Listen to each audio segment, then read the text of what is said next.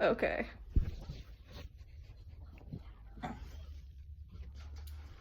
So, according to the National Institute of Mental Health, in the 2018 article titled Depression, depression is one of the most common mental disorders in the United States, and each and every one of us in this room probably knows someone with depression.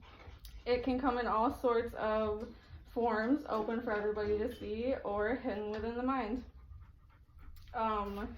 Being that depression is very common among our peers and hits close to home for some of us, it's important to have some background information on it so that we can better help ourselves, our friends, and our families. Depression is common amongst the general population, and knowing the history, warning signs, and treatments and therapies is important because it makes it easier for our friends and family to get help. Depression is something that means a lot to me because I plan on being a psychiatrist or a psychologist someday, and this is something that I'll probably have to deal with a lot. I'm currently taking a psychology class right now, and we've recently done a whole section on depression and other mental illnesses, and I've got people close to me that really struggle with depression, so I've decided to do some research and better understand so I can help where I can. First, I'll be talking about the history of depression. Second, I'll describe some of the warning signs behind depression. And third, I'll talk about some of the treatments and therapies. So, depression is common amongst the general public, and knowing the history, warning signs, and treatments make it easier for our peers to get help. To understand depression, we need to understand the history behind depression.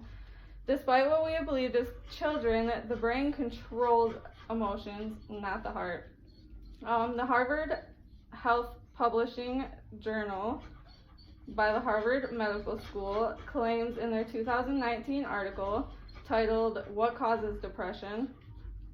Nerve cell connections, nerve cell growth, and the functioning of nerve circuits have a major impact on depression.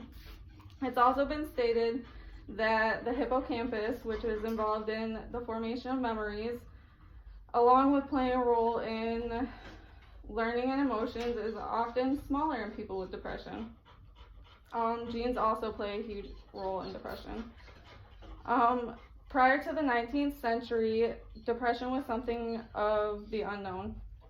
As stated by Eugene S. Packel in his 2018 journal article titled Basic Concepts of Depression, psychoanalysts Freud and Abraham, in a prospective group of studies, developed a theory of origin in depression in relation to actual or symbolic losses of love. Depression later became known as psychobiological reactions of the organism to stress. The medical world is constantly changing, and now depression has been classified as typically having a cluster of symptoms. And now that we have a better comprehension of the history of depression, I will describe some of the warning signs. As stated before, depression can be a cluster of symptoms, and not everyone has the same warning signs. Depression has been well known to affect many things, including too much sleep, mood swings, eating habits, finding joy in things, and it can even affect our physical bodies.